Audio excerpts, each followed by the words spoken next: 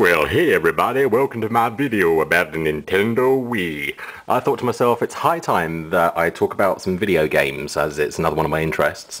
And specifically, I'm going to be talking about the Nintendo Wii, which is my current console of choice, this little white box of joy that you can see here. I got mine on eBay a little while ago. They were quite hard to get hold of in shops for a while, so I looked for one on eBay. They've been out since about 2006 now, and unfortunately the little Mario didn't come with the console. That's extra.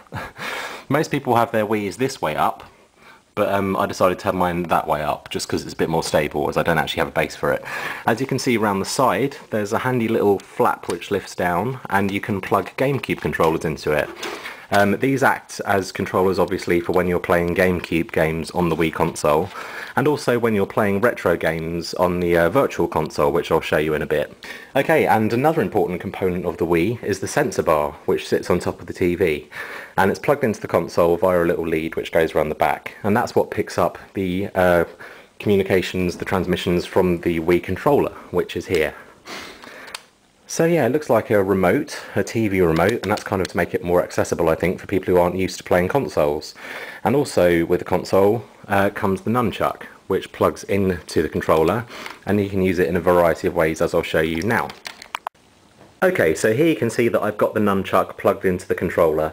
This is the standard kind of setup that you get for most games, and it can do a variety of things. For instance, in first-person shooters, you usually move around using the little control stick on the nunchuck, and you shoot by pointing at the screen and pulling the trigger underneath, which is quite cool because it feels more like you're using a real gun.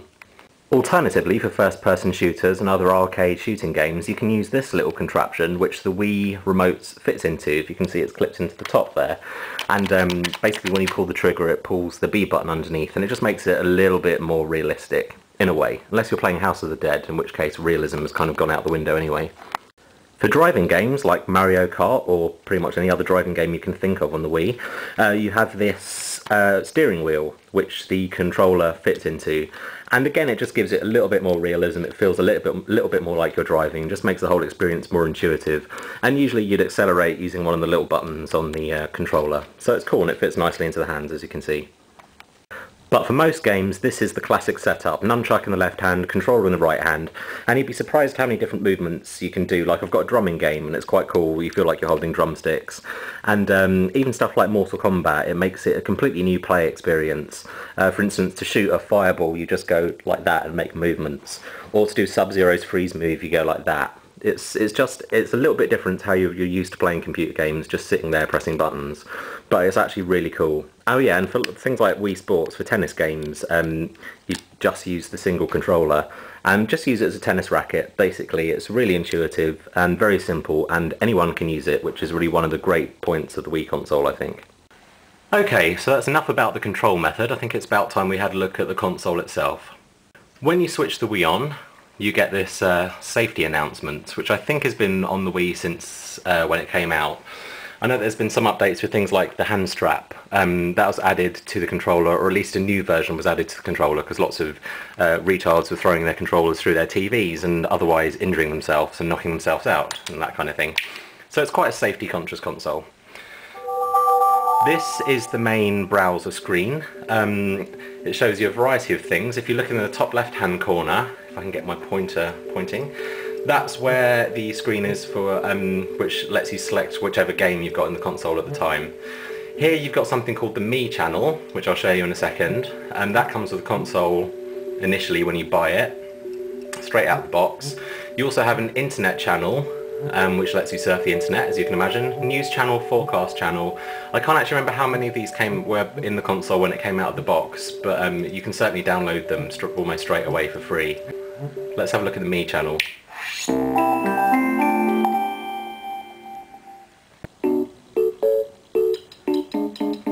Okay, so this is the Me channel. Basically, when you first get the console, it gives you the opportunity to create a little avatar. Let me just turn the sound down slightly so you can hear me.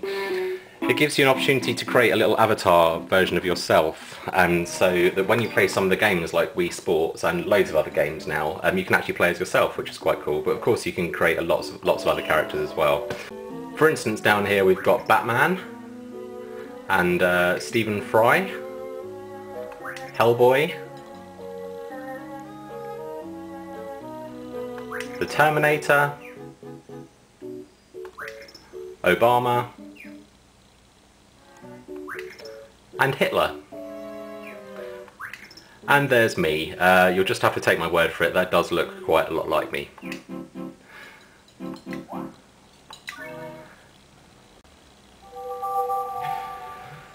So here we are, back at the main screen. You'll notice that I've got a couple of channels down here. I've got a Mario Kart channel and a Wii Fit channel.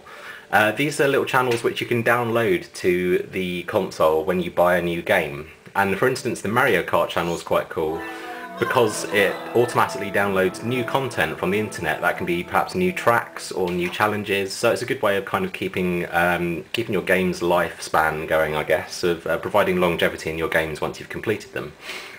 There's also the Wii Shop channel, which you'll see there, and that lets you buy virtual console games. There's a similar thing, I think Xbox Live Arcade I think is similar. You can download old retro games, but if you have a look here, I've got Sonic 3, Zelda Majora's Mask, that's a classic, Streets of Rage 3, that's a great game. I actually never got the chance to play it originally when I had a Mega Drive.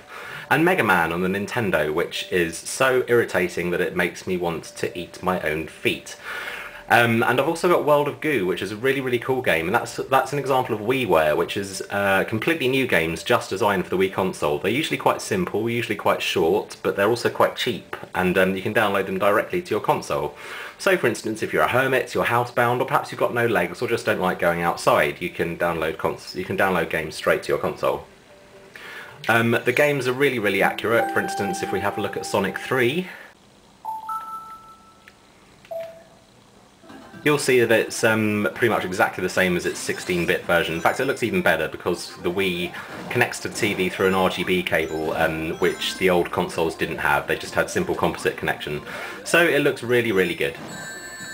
Okay, I'll quickly show you the internet channel. I think this was free to download originally, but now you have to pay a couple of quid for it. I know quite a lot of people who have Wiis and aren't on the internet with them, and you really should get on the internet, because you can use it if you've got cable internet or wireless. And it's actually quite a decent little browser. But what I do recommend is that you get a USB keyboard. Any USB keyboard works if you just plug it into the back of the Wii, because otherwise you're forced to type with the Wii remote, which is probably harder than anything you can imagine.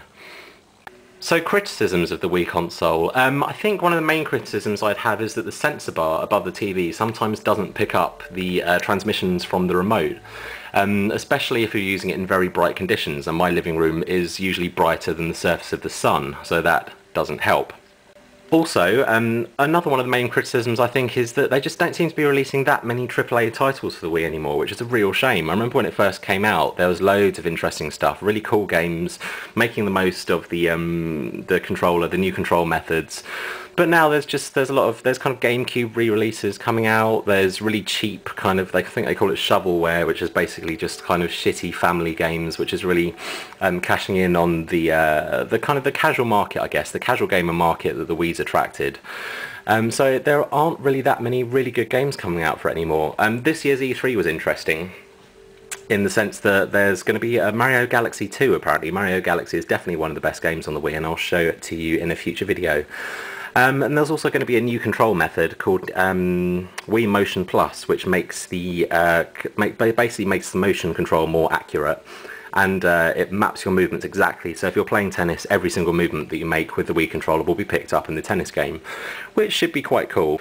So that's my guide to the Wii console. I'll see you in a future video where I'll take you through all of the Wii games that I've got and give you a little review for each one, and also my GameCube games. So I hope you've enjoyed the video. If you've got a Wii, I hope you kind of enjoyed comparing it to my take on the whole thing. And if you haven't got a Wii, hopefully this video will encourage you to get one. Okay, so take it easy, thanks for subscribing, and I'll see you in a future video. Bye bye!